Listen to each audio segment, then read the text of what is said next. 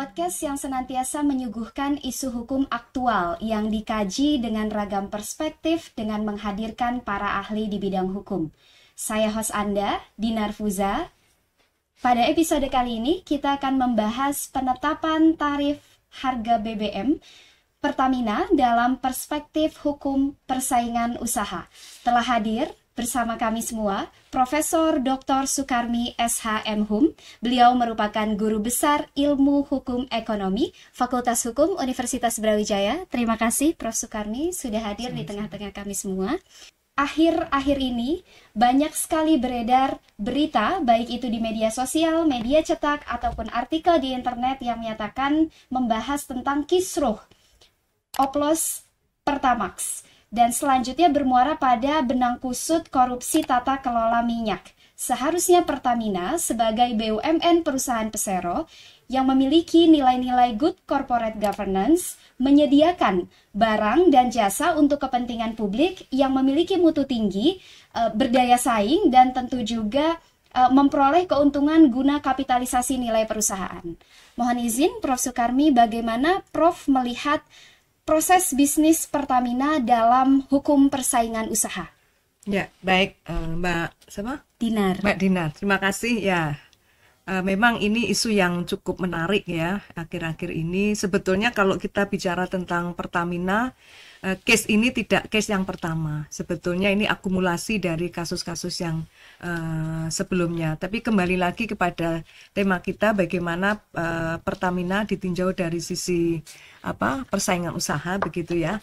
Nah, Pertamina ini kan adalah sebuah badan usaha yang dimiliki oleh pemerintah sebagai satu-satunya penyedia kebutuhan publik ya. Salah satunya adalah terkait dengan kebutuhan minyak dan gas bumi atau bahan bakar gitu ya. Ketika dia satu-satunya sebagai lembaga yang diberikan kewenangan untuk memonopoli di sektor itu, maka dia harus melakukan suatu tindakan ataukah usaha bisnisnya harus benar-benar melalui prinsip-prinsip persaingan yang sehat, kira-kira begitu ya sebagai awal untuk diskusi kita itu. Oke. Dalam kondisi ini Pertamina sebagai badan usaha milik negara begitu ya Prof, yang penyertaan modalnya sebagian besar atau seluruhnya itu dari negara.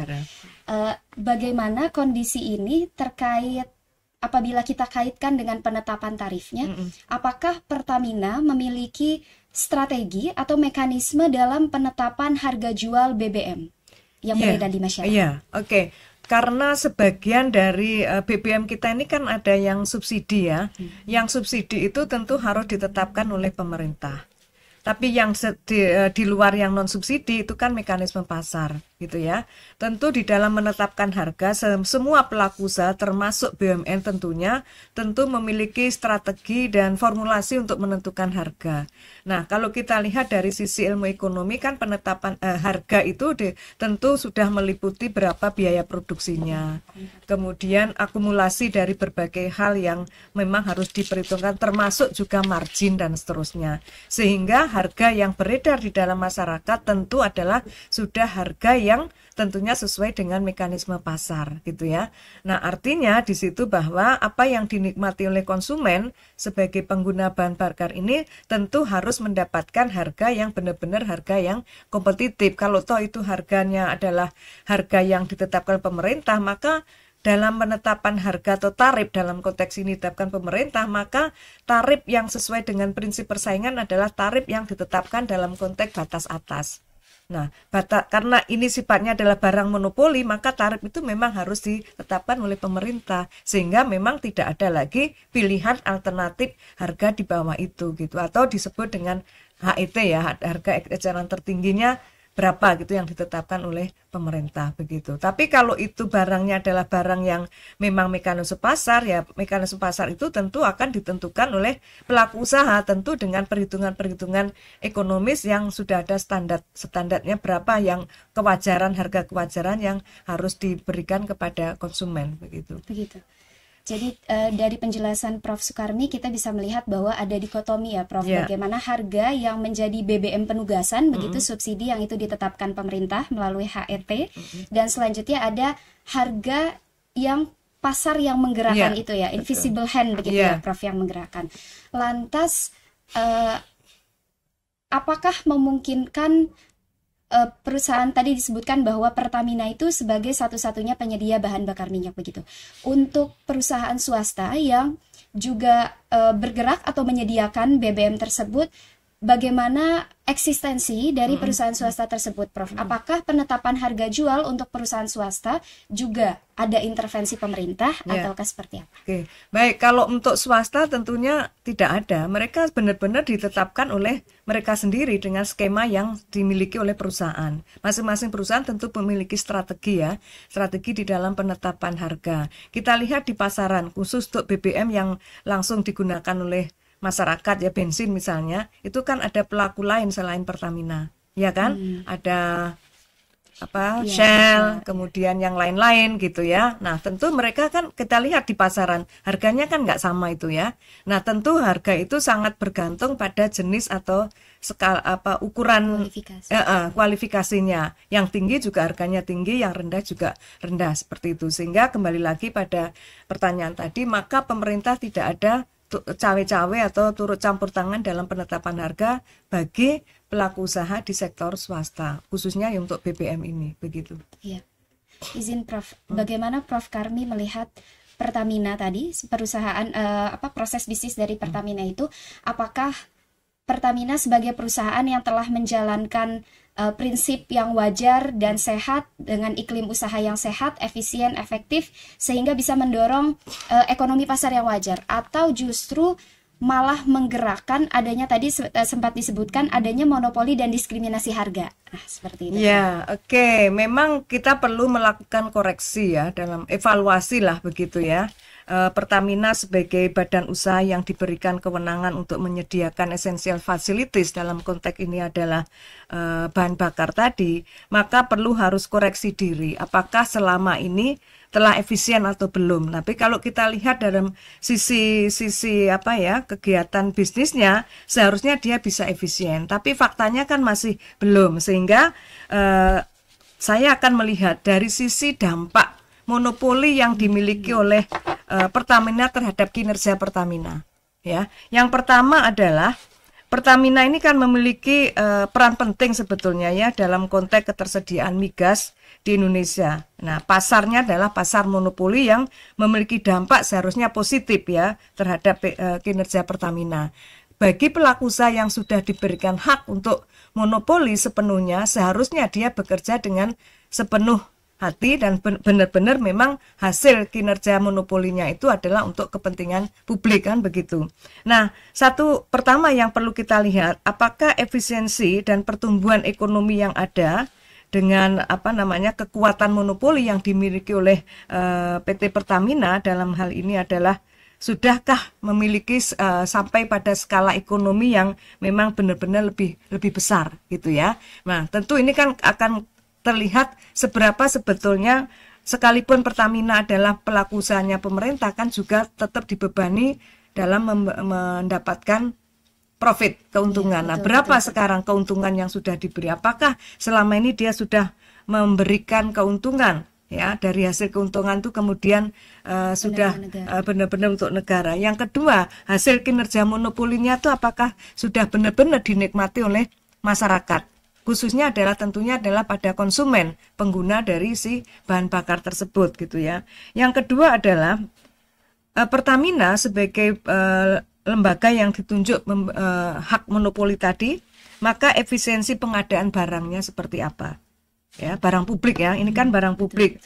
Nah, perusahaan monopoli ini seharusnya dia dapat memudahkan proses untuk pengadaan barang publik tersebut. Nah, ini juga harus kita lihat seperti bahan bakar ini, PT Pertamina ini termasuk aset berharga yang tentunya dilindungi kan oleh negara. Nah, yang ketiga adalah tentu pada posisi monopoli dia harusnya terhindar dari produk yang tiruan. Ya, produk tiruan dan persaingan yang tidak sehat. Nah, ketika case ini muncul, maka ini patut kita pertanyakan. Seharusnya kan hal ini tidak dilakukan oleh PT Pertamina sebagai satu-satunya penyedia migas untuk kepentingan publik ya, khususnya tentunya yang berskala untuk subsidi dan seterusnya itu. Tapi kalau bagi masyarakat yang mampu itu kan sudah lepas dari subsidi itu, maka dia bisa mencari alternatif. Pun demikian kalau kita perhatikan kan masyarakat kita kan pengguna terbesarnya tidak kepada alternatif yang disediakan oleh miliknya orang lain ya, tetap masuknya ke Pertamina kan, entah itu dengan Pertamax, dengan karakter 92 atau yang lainnya gitu.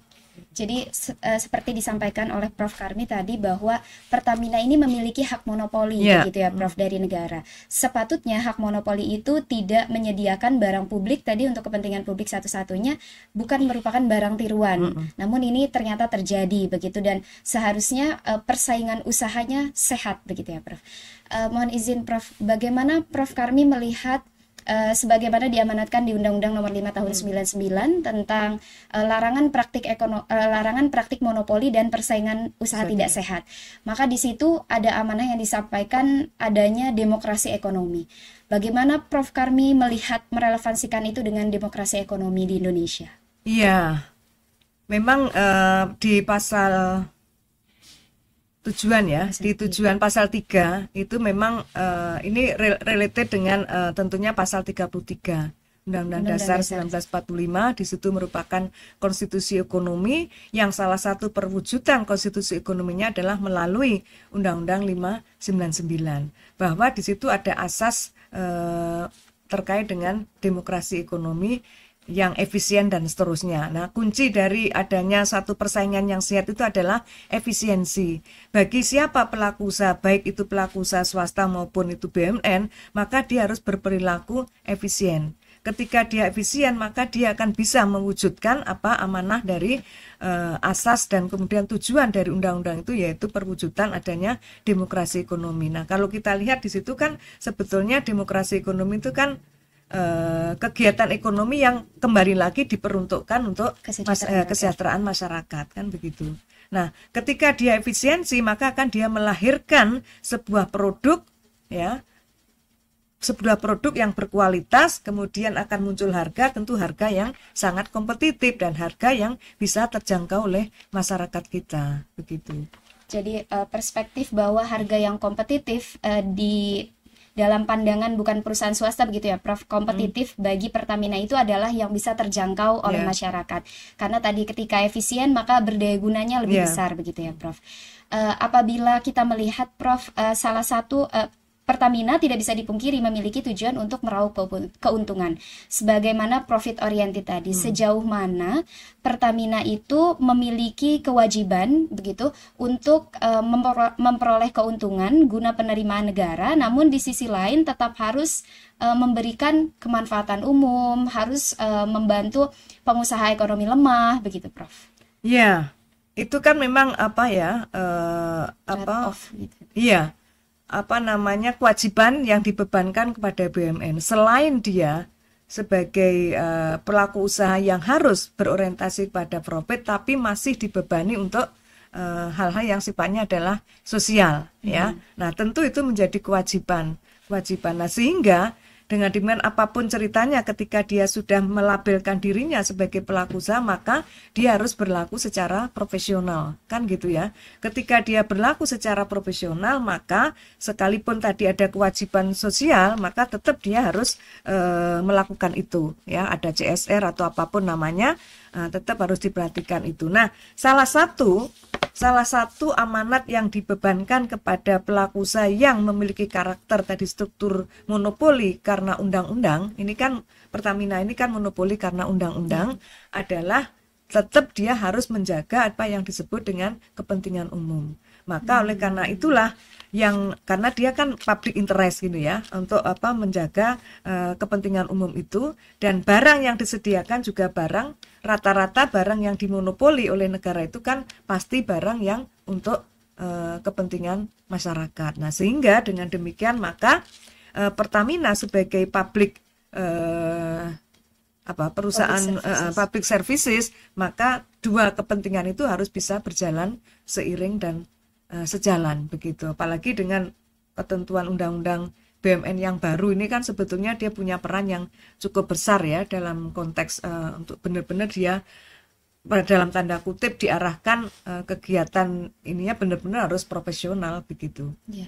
Itu menjadi tantangan tersendiri ya, Prof, begitu betul. bagi Pertamina, di mana meraup keuntungan, profit, dan ada beban sosial, tanggung jawab sosial kepada masyarakat. Itu, Prof, bagaimana melihat itu sebagai tantangan bagi Pertamina sendiri? Di sisi lain, tadi ya, nilai-nilai etika bisnis begitu, Prof.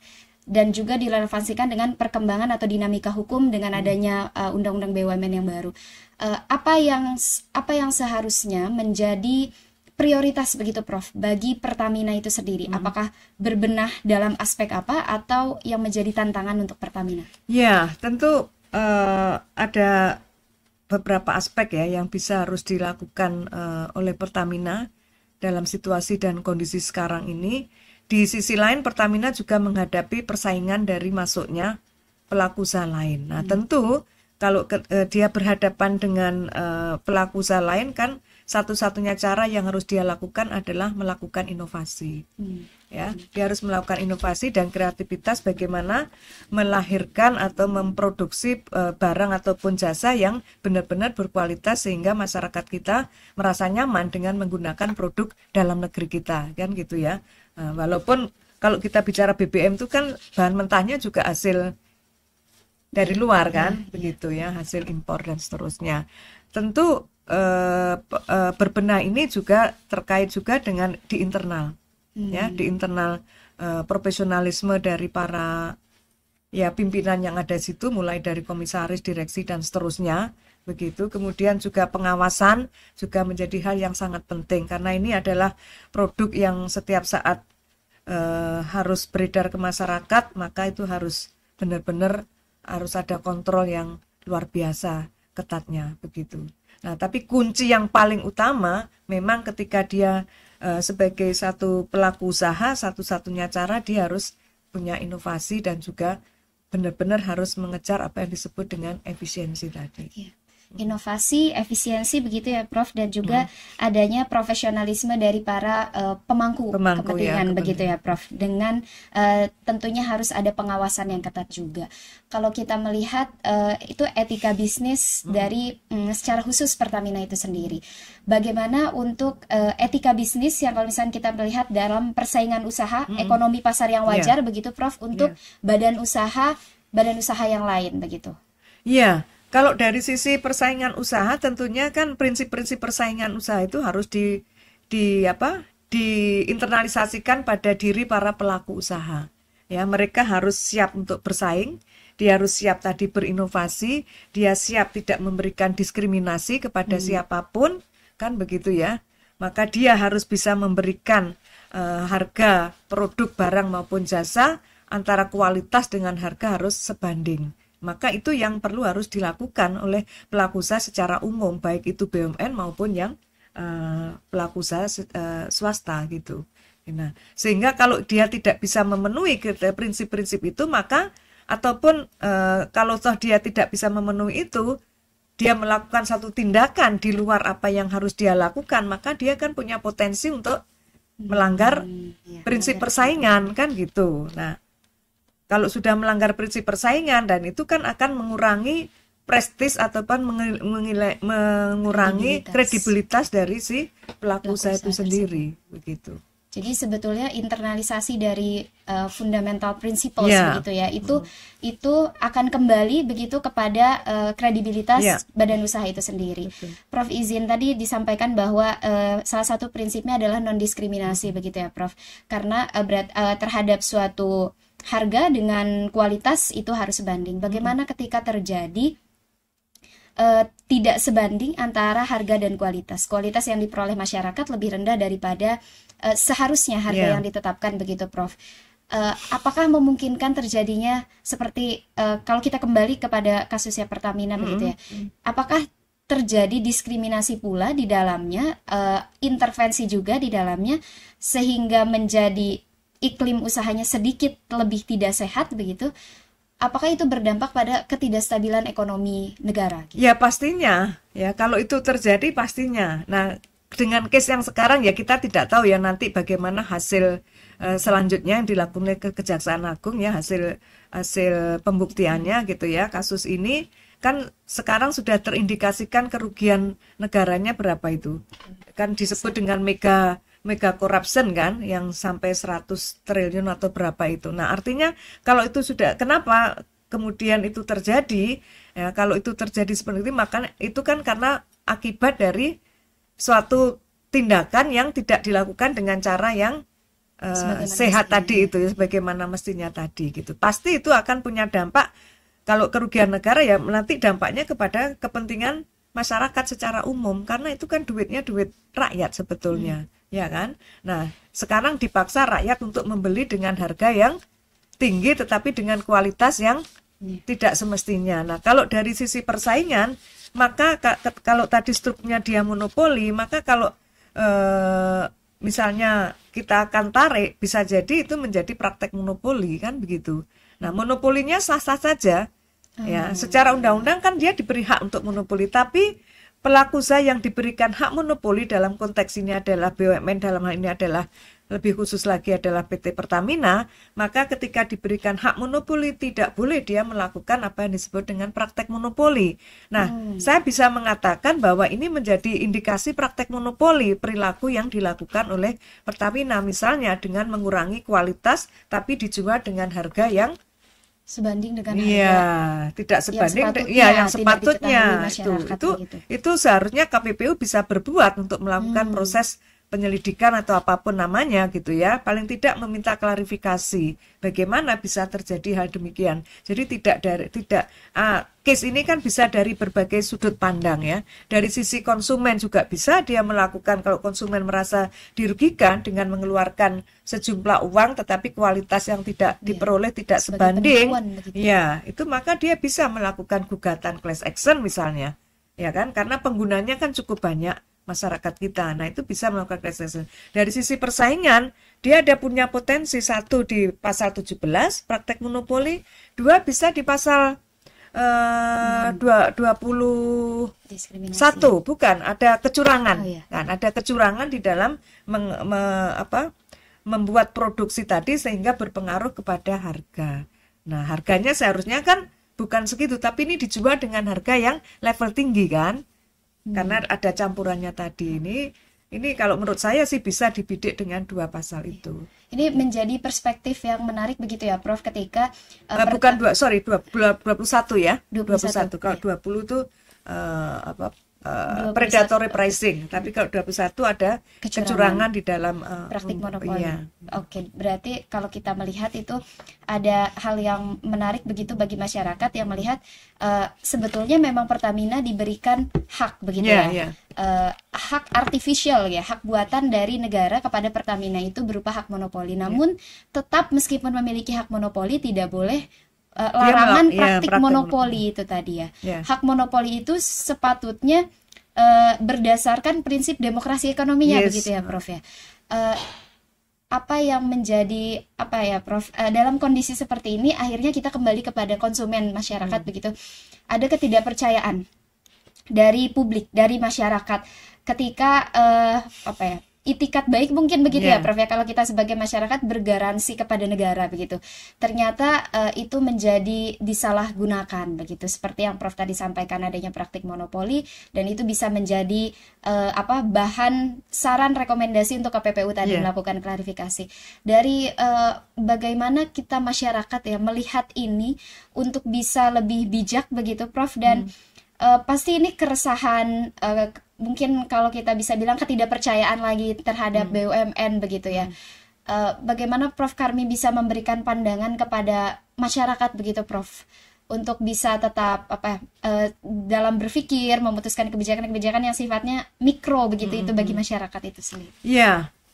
Tentu tidak bisa disalahkan ya masyarakat ketika melihat performance dari BUMN kita yang seperti ini, khususnya saat ini ya Pertamina itu, kemudian timbul distrust ya, ketidakpercayaan itu ya wajar begitu. Tapi tentunya hal ini kan menjadi koreksi ya, menjadi evaluasi bagi BUMN khususnya adalah Pertamina untuk berbenah diri bagaimana sebagai pelaku usaha yang karena amanah dari undang-undang itu dia diberikan hak monopoli satu-satunya yang bisa menyediakan bahan bakar untuk kepentingan publik ini, maka dia harus benar-benar bekerjanya dengan apa yang saudara katakan tadi adalah berdasarkan kepada prinsip good corporate governance. Ketika itu benar-benar dilaksanakan good corporate governance-nya, maka seharusnya kepercayaan publik itu mesti akan kembali bangkit gitu. Nah ini memang sebagai trigger ya untuk melakukan evaluasi secara menyeluruh menurut saya bagi BUMN kita, khususnya adalah Pertamina gitu. Jadi ya ini sebagai turning point begitu ya untuk Pertamina berbenah begitu ya Prof. Sebelum mengakhiri episode kali ini, saya sebetulnya asik begitu ya Prof ya materi muatan yang kita bahas, mulai dari membahas isunya Pertamina, kita melihat lebih besar lagi adanya demokrasi ekonomi, pertanggungjawaban Pertamina kepada penerima negara begitu ya Prof, kemanfaatan umum, dan juga ada hati masyarakat yang teriris begitu karena kepercayaannya yang distrust tadi. Pertamina sebagai essential facilities begitu ya Prof untuk negara. Bagaimana Prof melihat ini, situasi ini, apakah dalam level yang masih bisa diperbaiki begitu Prof, ataukah dalam kondisi genting begitu ya Prof, atau dalam kondisi kalau kita melihat di Undang-Undang 22 Undang-Undang Nomor 22 Tahun 2001 itu tentang minyak dan gas bumi, apakah sudah benar pengelolaan dari Pertamina itu tadi terkait, mulai kalau misalnya kita elaborasikan lagi, seharusnya komponen harga itu biaya produksi dan biaya lainnya itu wajar begitu ya Prof. Sebagai closing statement dari Prof Sukarni. Kalau kita perhatikan ya sebetulnya dalam sisi penetapan harga itu kan memang sangat bergantung, karena ini nanti kan bahan bakunya juga sangat bergantung kepada harga yang di luar ya, itu kan akan bergerak sesuai dengan naik turunnya harga minyak dunia kan. Nah tentu itu juga menjadi bahan pertimbangan di dalam penetapan harga yang dilakukan oleh pemerintah. Nah sebagai satu closing statement ke depannya tentu memang situasi dan kondisi ini seharusnya tidak terjadi lagi ya. Bagaimana caranya lagi-lagi adalah melakukan pembenahan diri ya, baik secara internal tadi untuk profesionalisme dari si pengelolanya, kemudian harus dihilangkan. Selama ini kan selalu ada image di dalam masyarakat kita bahwa BUMN itu adalah sebagai sapi perah lah begitu buat negara. Nah seharusnya tidak. Ketika itu masih terjadi yang demikian, ya sampai kapanpun BUMN kita tidak bisa bersaing secara global gitu loh. Kita coba ambil contoh ya. Ambil contoh tetangga sebelah, Singapura misalnya. Siapa yang tidak tahu Temasek? Betapa Temasek itu besarnya dan mereka menjadi raksasa yang bisa menyumbang keuangan negara begitu besar. Nah, harapannya kan kita seperti itu. BUMN kita harusnya seperti itu. Apalagi Pertamina sebagai satu-satunya penyedia bahan bakar yang ada di Indonesia, seharusnya dia bisa seperti apa yang dilakukan oleh Temasek begitu.